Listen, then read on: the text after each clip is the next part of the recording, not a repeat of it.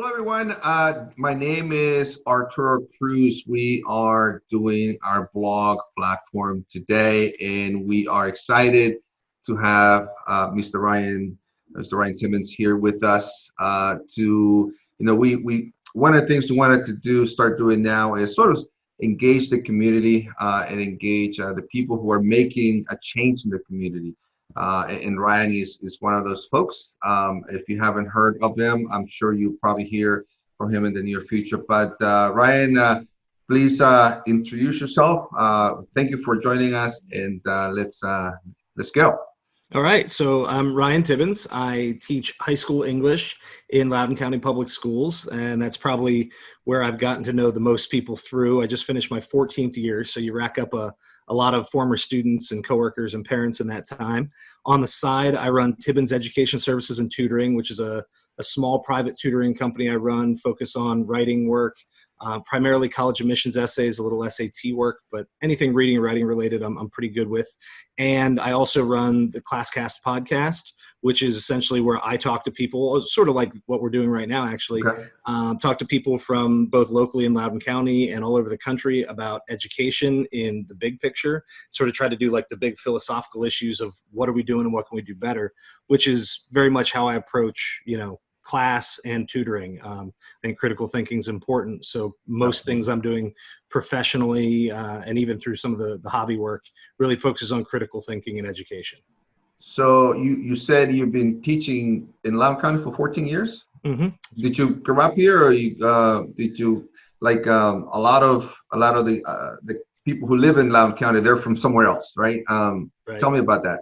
So I grew up in Mechanicsburg, Pennsylvania, which is about an hour and 45 minutes north. I always tell people it's only a place because all the big roads cross there. So you can go up Route 15 or Route 81, and right about where they hit is pretty close to where I grew up. And I ended up in Loudoun County because I went to college at James Madison University, and I loved it. It was a little pricey out of state, but it was a good decision overall. And I went to a job fair, and I had done well in college, so I got job offers all over Virginia and Maryland. Okay. And in the end, I settled on Loudoun County because it seemed like a very nice place to work and to live. And it's very much like the western end of the county is similar to where I grew up. If where I grew up, people had a little more money. So I just thought, like, it's a nice place. They have the financial resources to support schools. And so it was a good place both to work and to live long term. Funny you mentioned that. I just did another webinar today that talked about real estate housing, but the population of Loudoun County, talking about when you came here, has grown like 30% in the last decade, right? Mm-hmm. And I'm sure you've seen the growth and the changes that the community has had, over the last 10, 15 years. It's just amazing, right? Yeah, and I mean, that it's in a way it's a good thing, and in a way I think it puts a lot of pressure on the public services, and we won't get bogged down in the tax details, but businesses pay more in taxes than they receive in services, so that's good for everybody. And on average, every new house, new family costs a little more than they pay on average, and so with the expanse, I think we have a lot of really cool things happening in the county, but it also creates a little bit of a burden in terms of building libraries, schools, police stations, fire departments. And I think that's why people get, I think that's why there's an argument sometimes over the pro-growth or anti-growth. And my belief is actually slow growth. Like, I lived in Loudoun County for a long time. I actually now live in Clark County to the west just because I can afford it. But we have the same discussion here. It's a small rural place, and they some people want to expand, some people, and my argument in every place is slow growth, because that way your public services can keep up, but it doesn't mean you have to be restrictive about housing. 100%. So how I think it's important to share this with the audience that about a year and a half ago, last year, Loudoun 100 was Loudoun. There's an organization called Loudoun 100 was basically giving awards to local entrepreneurs, local leaders in Loudoun County, and that's how I came across you. There was a lot of people that I know from the county, but I came across you. You profiled and talk a little bit about that, and how you about the award itself, if that's okay. So yeah, the Loudoun 100 award was really nice. And that's something that they do, I believe, every 2 years. And, public nominations. And I think the way they describe it is they try to find 100 people in Loudoun County who are having a positive impact on the community, but also maybe people who aren't your traditional sort of like movers and shakers. You're not necessarily getting the top level local politicians, though. I mean, certainly they would be eligible. But I think we saw a lot of people, a lot of entrepreneurs, teachers, things like that. Right. 2019 was a good year for me in that kind of way. And so the best way I can explain, say, an award like that is momentum. And I'm big on momentum. The hardest thing for me to do in life is start. You name it. The hardest thing to do is start doing it. Once I start doing something, I know, right? Things snowball, and then it's hard for me to stop. But in 2019, I was actually in the Loudoun Times Mirror's Best of Loudoun awards. That's awesome. Congratulations. I was voted best teacher. And then both of the schools that I've worked at, Broad Run and Heritage, were top schools 1 and 2. So that one felt good because that meant a lot of my former students and families had voted for me. And that sort of snowballed then into the Loudoun 100. Sure. And I was also named Loudoun 40 under 40. And so all 3 of them hit in the 1 year. And my honest belief is that the first one sort of got my name into the circles that pick these awards. Sure. And then from the first one, people have had some contact with my tutoring work because I do a lot of free presentations through the public libraries. And so that's something where it's free, no one has to pay. But I think because of that sort of community service aspect to the work, that I do the free seminars and offer the free advice, paired with getting the first award, I think snowballed into the other ones. So, but yeah, Loudoun 100 was really nice. They did a really nice event. And there was a lot of different kinds of people there, which I thought was really cool. I got to meet a lot of interesting people as well. I was there. It was really, it is nice. It is great that our organization really recognizes, like you said, right, that the folks are making a community change, right? And I think, to your, I think what's important to tell the audience is that, listen, you're doing great things, right? So you're going, and a lot of things that you're doing it's not, it's not because you're doing it for the reward. You're doing it because you love what you're doing, right? And I think people see that through you, through your services, through your tutoring, through your high school classes and so forth. I don't know if I told you, but my son graduated. He's a senior at Broad Run this year, so very happy about that. And congratulations! Congratulations!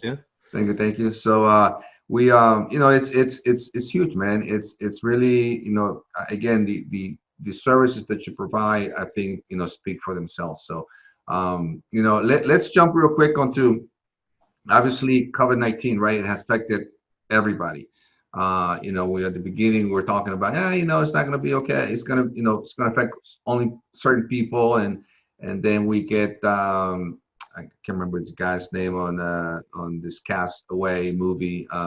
Who got COVID-19, when Tom Hanks got it. Yeah. Tom Hanks, right? So it's like, oh my God, right? So now everyone's, now this thing is real. So we know it has affected everyone. How did I know you when we're teaching, how did that go? And, how did you guys, personally, how did you deal with that?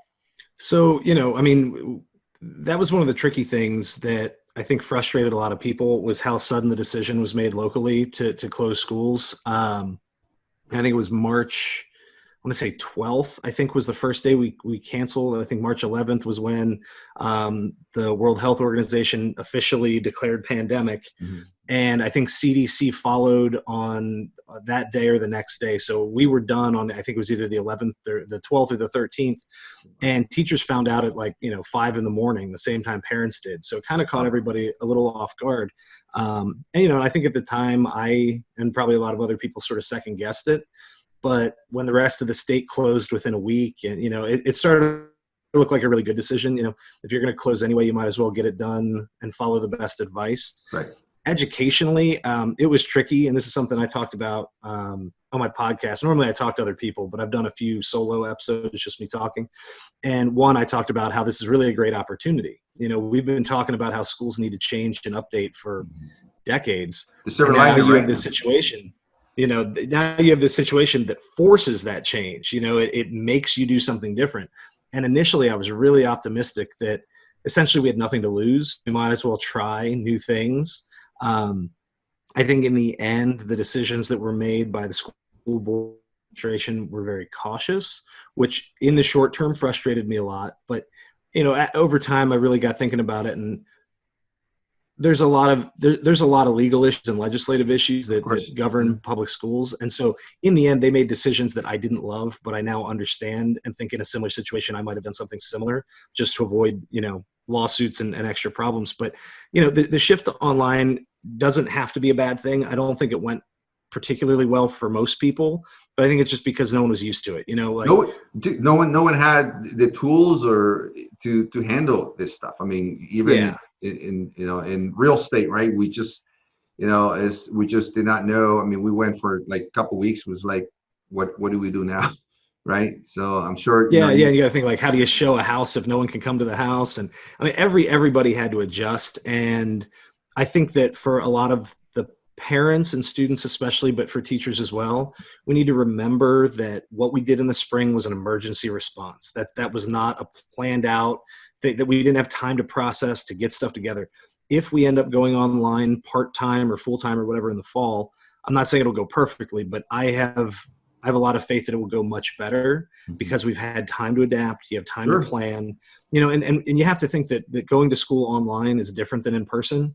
And when little kids start school, you go to kindergarten, and the most important things you learn in kindergarten You're are right. how to go to school and the social interactions of how to listen, get along with the other kids. Nobody had online kindergarten. So it was like just dumping everyone into like fifth grade. Like all of a sudden you're supposed to be good at school and know how to do this, but it was all different and it wasn't planned out. And so because no one was given the scaffolding, sort of the steps to get you to where you need to Sure. be to do it well, I think it's understandable that people across the spectrum, just everybody is sort of frustrated. But I don't know if we should hold on to those feelings too strongly, because whatever we do in the fall, I think we'll do better. And I think we also have to remember that everyone in the community, teachers, parents, elected officials, I think everybody's doing the best they can to help students and the young Right. people in the community. And so for whatever our concerns or frustrations are about health or childcare or what, like, it's a good time to remember the real goal is to help young people, and everybody's doing the best they can to do that. And so hopefully cooler heads prevail, and we find a good path forward getting into August and September. And like you said, I mean, there's going to be, and I'm sure there's preparation going on now, right? For September when things start back up, and I hadn't thought about what you said earlier, but this was an emergency plan, right? I mean, you had to take action right away, and it's really that's essentially what it was, and it's Yeah. certainly was it made everybody's lives difficult, right? But we certainly I like to think we like to think on the moving forward, mentality, right, on things Yeah. like this. Well, and maybe as a good real estate sort of parallel to it, it's almost like, you have a house fire, and in the first couple of weeks, all you try to do is figure out what's going on. You find a hotel or somewhere safe to stay. And then you start thinking, do I fix my house, or do we build something? Do we move? What do we do? Right. The fall, this coming fall, is the point at which we have a plan to settle our housing situation. What we did in the spring was that first 2 weeks of panic, find a Mhm. hotel room, try to get things settled. And I think that maybe a lot of people underestimated how big the change was for everyone Yeah, involved. And no so I think doubt. a lot of people are scared about the fall because they saw how the spring went. But that's the equivalent of saying, in an emergency, I had to find a hotel room, and the Right. panic you feel with that, you probably won't experience the same panic when you start house shopping a few weeks, later on. Right. And so I think we need to keep in mind that we don't need to be panicked here. We just need to be thoughtful and sort of keep our eye on the prize, so to speak. So you mentioned your tutoring services, right? We talked a little bit about that, and you told me that you're very busy with that services. You talk a little bit about that, and I know you mentioned before some program you're doing with the county, and can you elaborate a little bit on that? Sure. So, on and off throughout my teaching career, I've done a little bit of tutoring. And then when found out my wife was pregnant the first time, I said, well, got to cover daycare now. So I need to get a little more serious about some tutoring. And, so just it's mostly word of mouth. But I try to help students with college admissions essays, preparing for the application process, a little bit of SAT stuff. And then, I usually have a couple students that I work with just every week, for a couple of years, just as just general reading and writing work. Now, one of the things that I do to make sure that everyone has access to some of the help, because, I understand paying for a tutor is cost prohibitive, and I don't like the idea of only helping the kids that can afford it. So in addition to whatever I do in school or help students after school, I also do a handful of programs throughout Loudoun County Public Libraries, usually in the spring and the fall. And so I have a presentation I do about how to write a good college admissions essay, which gives a lot of good advice in about an hour. I always tell people, if you were to pay someone to do this with you one-on-one, it would cost you $100 or more, and you get this one for free. I did one a few weeks, and I did it on video now, right? Because the libraries have been closed. Sure. I did one a few weeks ago on how to help students who are going to college in the fall to decide if they want to take a gap year or what their other options might be. I've done preparation. That's a podcast or?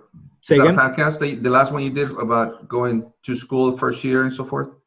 So that was actually, you can find links to them on the old calendars for Loudoun County Public Library. Okay. But you can also, if you go to YouTube, you can search Tibbens Education Services and Tutoring, or probably just Tibbens Education would get you to the channel. Okay. And then there's a few videos that I've done to help students in class and things like that. But I have the How to Write College Admissions Essays video, and a video about making sort of a backup or contingency plan for the fall. And really a lot of that advice will apply next year as well, regardless of the pandemic situation. On my podcast, I've actually talked to a woman named Julia Rogers, who's the president of the Gap Year Association, which is like the national organization that sort of oversees and checks on gap year programs. Oh, really? Wow. I also talked to a woman who is the entrepreneur in residence at Kaplan. And Kaplan's known for test prep, prepping kids for SATs or MCATs, whatever. They're actually trying to get into this gap year space and to create like a virtual internship kind of program. And so through the podcast, I've actually talked one-on-one with people who really do those things. And then what I did was I used all of the information that I had gathered through my own research and through talking to experts in the industry. And I then made a video, I forget, I think it's probably 20, 30 minutes long, that talks to the high school class of 2020 and gives them some ideas. Say, if your college isn't opening in person, what are your options? Can you defer your enrollment? Would you like to take a year to do something different and then go to college in the traditional way the following year?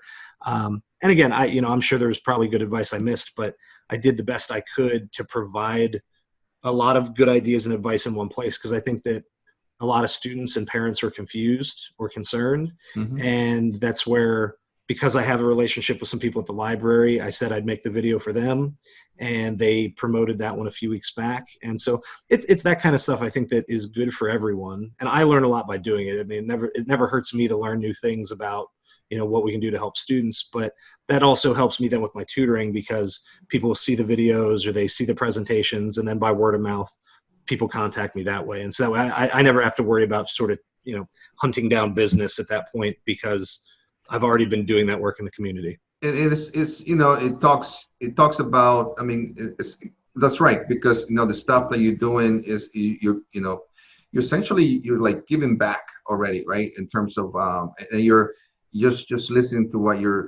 what you describe, the stuff you do. I mean, you're passionate about that, right? Certainly, I know, I talk about teachers. I mean, you guys, are a rock to our kids. I mean, you guys provide, the wealth of education and just, the starting step, for the future of our kids. So, thank you for that. Thank you. I hope we're doing it well. Yeah, you are, man. It's, we're, for Andy, for our son, he's going to college, so certainly I'm going to look for that YouTube link, so we can at least hopefully he can watch it. So give us your thoughts on final thoughts on what kids should be doing now, like for the summer, right, to be prepared for the upcoming year, if anything. So that's $1 million question, because I think if we're smart about one thing. Well, yeah, if you're smart for the summer, you should be doing it all the time. It's probably just read. And if you got young kids, read with them. 20 minutes a day is a great goal. For older kids, just read it. in addition to maybe learning about something you care about or a story that you really love or that entertains you, there's a lot of research, and it's hard to say exactly why, but reading is sort of like lifting weights for your brain. Like it helps you to think more clearly. You can improve your memory. Like your brain works better when you read. And we don't know exactly why that is, but for all of the, practice SATs you could take, for all of the, other things that you could be doing, taking classes, doing what, and that's great. There are a lot of great opportunities right now, a lot of free classes online for high school students, but number one, I would say read, and maybe, as you just said, I'm passionate about education. Find something you're into. I think that's maybe the most important thing especially for the older kids, say middle school, but especially high school. Find something you're into and do it. And even if you're limited right now in your ability to travel, like if you're into building something, build something in your yard. If you want to learn about cooking, cook, but find a book that goes with it. So read about it and then do something you like. And that way you're not just sitting around wasting all your time. Two birds, one stone. That's exactly right. Two birds. So I got two final questions for you. What are you reading now? Are you reading a book? So my reading with two young kids is not what it used to be. So most of my reading is either for work or I have a little bit of a long commute. And so I normally do audiobooks. Okay. And I tear through audiobooks fast. But now that I'm not driving anywhere, my listening has slowed down. I just finished the book Just Mercy, which the movie came out last year. The movie was good, but the book's fantastic. So that was really good. As something sort of semi-work related, I just started a book called How to Be Anti-Racist by Ibram, I think it's Zendi, I think is his name. That's good so far. I'm not real far into it, but I do a lot of race and racism issues in my classes already. So I'm not necessarily learning new things specifically, but it's a really cool perspective. And so there's some value there. About to go to the beach, so I got to find something lighter. I do need a good beach read. So I'm going to look for something fun for next week. But that's what I've been reading lately: Just Mercy and How to Be Anti-Racist. So real estate, brother. What is your? I'm not sure if man. It seems like I don't know how many hours you go to sleep, right? But Not much. But what is your if you're your wife's or at home, right? An HGTV show. Do you guys watch any of those shows at all? So she does occasionally. I watch very little TV these days, unless it's Avengers or Sesame Street with the kids. But okay. When it is on lately, I think there was House Hunters, and then I forget the other one. It's maybe Property Brothers. Property Brothers, yeah. I think, when we were a little younger, we did a little more of that because I actually, my first house was a townhouse in Sugarland Run in Sterling. Sure. Okay. And I got lucky. I bought bottom of the market. I couldn't have gotten it cheaper. Like I moved into equity kind of deal. Nice. And so that was all about how do I fix up this house? I love it. And then created equity. And the sale of that house enabled me to buy a bigger place, out in Berryville. During that time, the two houses within a few years of each other, we watched a lot. And I always loved seeing ideas for how people both approach buying a house, but really how people try to add value and create equity in the homes. Sure. I also laugh at, when you see somebody who does the same job as me, who has a budget that's triple it, I get some laughs out of it, but I always like those because you get to see a lot of different houses and a lot of good ideas about either things to think about when buying or things to think about as you're trying to improve your current property. And it's TV, right? So it's good. They have to make it look good. So that's right. It's tough when you're buying. You don't have any money. They don't put too much of that there. And then Ryan, I want to thank you for coming on and doing this the video with us. I know you're real busy, but I wanted to share with the community the stuff that you're doing. And if people want to get in touch with you, how do they do that? Give me your, I'm sure you are on social media, your handles and so forth. Yeah. So you can contact me through social media. It's at Facebook and Twitter is at Tibbens EST, Tibbens Education Services and Tutoring. I also have a podcast, so classcastpodcast.com or Classcast Podcast is the handle on Facebook. On Twitter, I think it's ClassCastPod. And then through any of that, people can also email me directly with questions. It's just mrtibbens@yahoo.com. And just real quick with that, not that I'm asking anyone to flood me with anything, but when people do have like quick, simple questions, should my kid do this or what's the appropriate way to proceed? I am always happy to answer a question or two anytime, free of charge. Happy to help. Like I said, that I do okay with attracting business. So sometimes it's just nice to know that you can email somebody and get an honest answer. Sure. And so if anybody ever has a question about college prep or just school in general, I'm always happy to help with something like that with no problems, no strings attached. Appreciate your time. Keep on being passionate, man, because I see it in you. So again, thank you so much for joining us. And this is Arturo, everyone signing off. We come back and watch our next podcast real soon. But for now, enjoy Ryan and take care. Thanks again. Thanks.